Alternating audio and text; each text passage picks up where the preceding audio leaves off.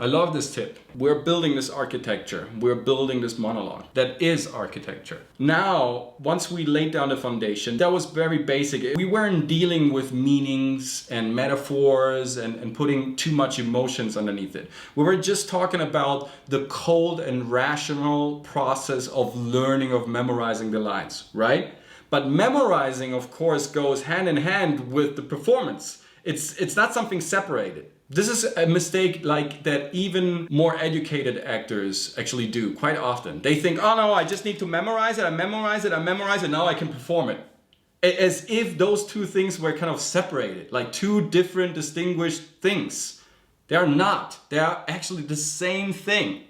And actually, the closer the performance is to the memorization process, the quicker you learn, the better you are with your performance. They are not two separate things. It's an alibi. To me, that sounds like an excuse. No, I can't improvise right now. No, I can't perform right now. First, I have to memorize. So please leave me alone in my little comfortable apartment until I've memorized everything, and then I can go out and perform. It doesn't make any sense whatsoever. Like memorizing and already performing goes hand in hand. Of course, first we lay the foundation. That can be rational, slightly more distant, more preoccupied about the logical process and about setting the right tune, the right patterns, and putting some little emotional anchors here and there without, worrying too much about how this performance is going to look like and if it's believable or not. But the more stratified it becomes, the more text we have, the closer we get to the final product, to the performance. So this last tip is already, you can say, the bridge between learning and then actually doing and actually performing. We're transitioning from one riverbank to the other. Create images. What does this word mean? What does this line mean? This phrase, I. What does I mean as an image? What kind of image do you get when I say I? It's my I? Or is it the Vitruvian Man of Leonardo da Vinci? Is it the David of Michelangelo? What is I for you? What does it really mean? What kind of image do you get when you say I or you or whatever or perhaps or thirsty or Brian or Ryan? What kind of images do you get? The clearer the images that you can attach to the words, to the lines, to the phrases, the easier it is to learn them and the greater your performance, your experience will be when you kind of deploy it then afterwards. So right away, once you lay your foundation and you work your way up of building that beautiful cathedral and you kind of start, putting the finishing points and, the details and refinishing the whole thing, refurbishing the whole thing, then we can start to kind of create images. What does it mean to me personally to say these things? What kind of images do I get? Like, for example, there are many ways like to memorize names, right? You get into a room and you have like, let's say you're new to Hollywood, you get introduced to a room full of producers and directors and very important influential people. And they have all different names. And that's very, very important and vital, and I'm speaking out of personal experience here, to remember the names of important influential people in your industry, in your sector, in your business section, right? You need to know exactly that was him, that was her, and because if you mix up names, people can get offended by it. And also great to remember, no, I talked to this and this producer, his name was so-and-so, and I talked to her, to this casting director, and she was marvelous, her name was this and that. So there's this great way of learning names by transforming the names into images. Like, let's say Brian, then you think about a brain. Brian and brain kind of sound similar, right? So you have this Brian, which to you suddenly appears as a giant brain on two legs, which is also a very funny image, kind of scary too, but it's kind of funny, right? You have this big brain sitting there with his glasses and speaking in this very strange sounding accent. That's Brian. And then you have Ryan. I just used that name before, so I'm using Ryan. And Ryan likes to run. So it's a runner. It's an athlete. So Ryan is the athlete. Brian is the brain.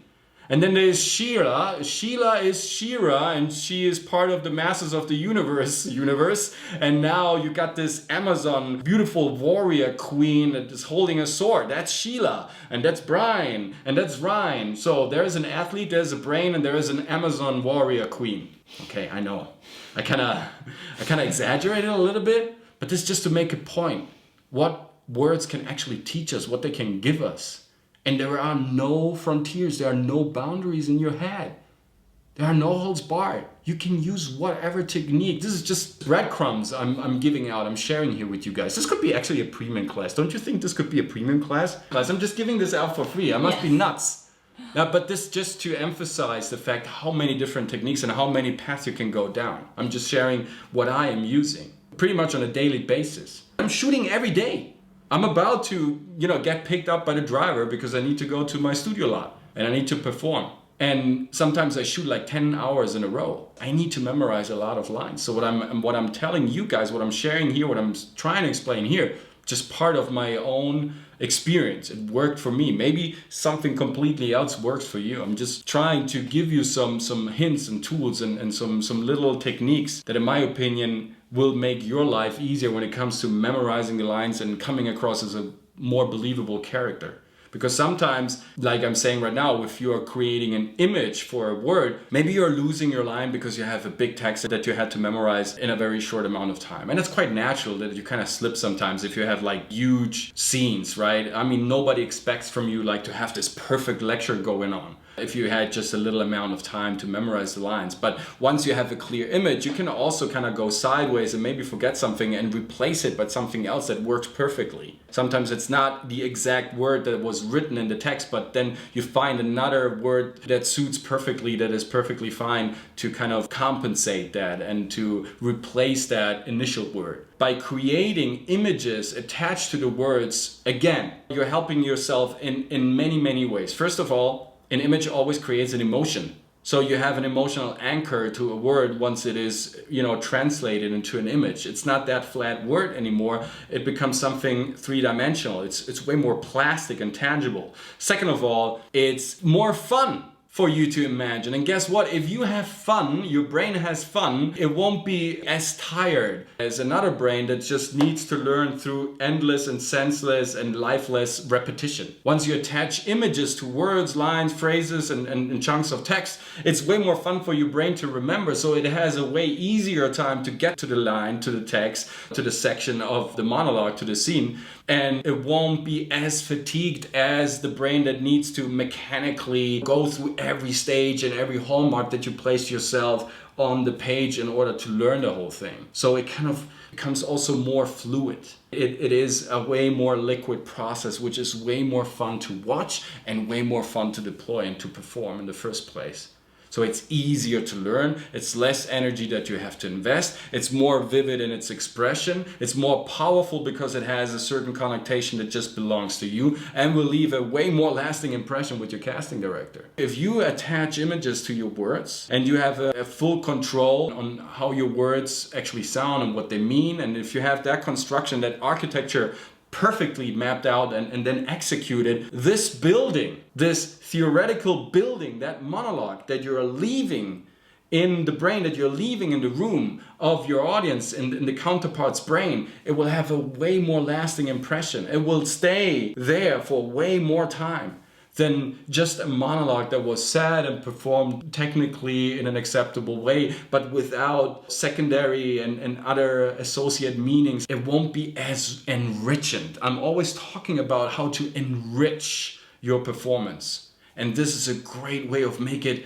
richer. Enriched by your experience, by the beautiful things you put into your system. Richness, wealth, will fade. It's materialistic. It's not part of a metaphysical process. If you die, if you go, your richness won't follow. It will stay in your bank account. It's just numbers and figures. You can become successful, but you can't become success. Successful means that you have control over your actions and you know exactly what you're doing and you are doing what you love to do. That is successful. But you can't become success. Success is just a metaphysical principle. You can't take that with you.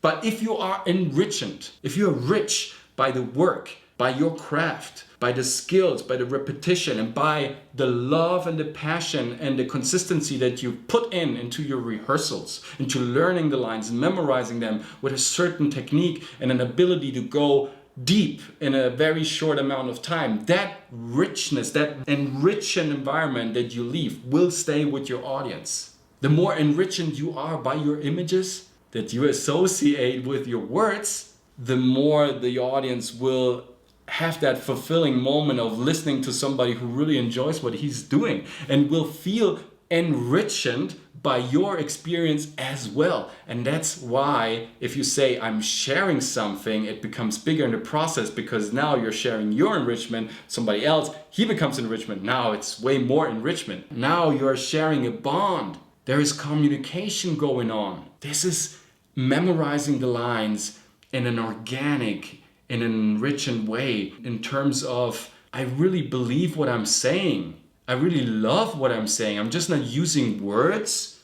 I'm using communication and language to build that magnificent structure that will uphold, that has perfect resistance and static and is full of beautiful little details. So I can admire this forever. I said we can do many videos about memorizing the lines because there are many, many different techniques and ways of doing it. Maybe the most important thing is that you have fun in the process, that you love words. If you don't love language, if you don't love words, if you don't love communication, it's kind of hard to let people fall in love with your character. Because communication is not just saying things, it's using your body and everything, and that has a language too. So you really need to have fun in the process. So adjust to everything you're doing. Take the words out of the context and put them into your context, in your basket.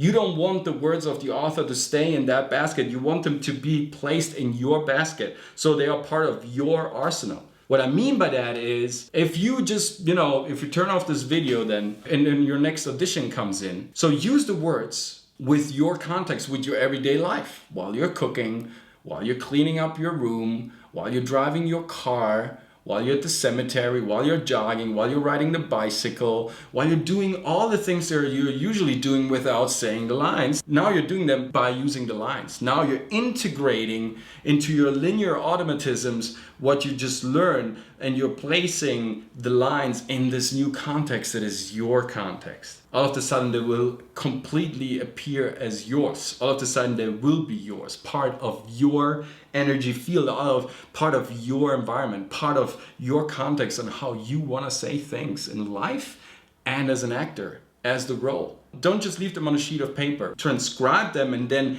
use them, make them actionable. Put them in your everyday continuous processes, habits, routines, chores, errands that you have to run, and use your lines while you're doing these things, even if it's a bit more complicated. I'm not just talking about, smashing a ball against the wall, just while you're cooking and cutting the onions and cutting the carrots and stirring the sauce and doing all these things. You're saying the lines. All of a sudden, you're not as preoccupied anymore as before by saying the lines correctly. No, you're preoccupied with your actions. And now the lines come out naturally because now there is no gatekeeper anymore who's kind of, judging you and your ego and all these little things that happen that are judgmental that won't serve you at all by developing a natural and beautiful performance. Put them in your basket, put them in your context, in your situation. It's part of your frame, not of anybody else's frame. If you leave them in the frame of the author, then you won't frame them for yourself while you're auditioning. So it's very easy to disrupt and dismantle your performance just by saying a word. If it's your frame, your context, you can withstand the power of judgment or harsh critique or negativism, or if somebody tells you, well, just change it and flip it. How do you think you will be able to flip it if it's not your context, if it's not your frame? If it's your frame, no problem, I flip it, turn it upside down. I can manipulate my lines. I can go different ways. I can go down different paths without problem, flawlessly, right away. I know exactly what 3 + 3 means. It's 6. It's equals 6. I don't have to think about it, no problem. I'm the holder of the frame. I'm telling you what context I'm placing my words in. And now you can admire my plate, my piece of art, because words are art. Your lines are art, and art needs to be filled and filled with passion, with compassion, with love, with consistency, the right rhythm, with the right patterns, with all these tools. Now you have something that you hang up in the wall and will stay there. It's a clear imprint of your expression. So I have so much fun with all these different tools, with all these different techniques and instruments. If you have any further questions, please let me know down there in the comment section below. Subscribe and leave a like. Follow us on Instagram. We have many adventures going on there too. And you can DM me on Instagram anytime you want. I have some other topics covered there. It's more artsy. There's a lot of beautiful stuff to discover there as well. Also go to my website. It's thecoachmc.studio, of course, and you can contact me through that. If you want some one-to-one lessons, if you want to work on your show reel, on your audition, on your casting call, on a nice monologue, on your next sales pitch, presentation, whatever you got in mind, I'm your man. See you next time. Thanks so much, guys, for clicking that button. I think this video is complete and now you're ready to perform. That should be premium content, by the way.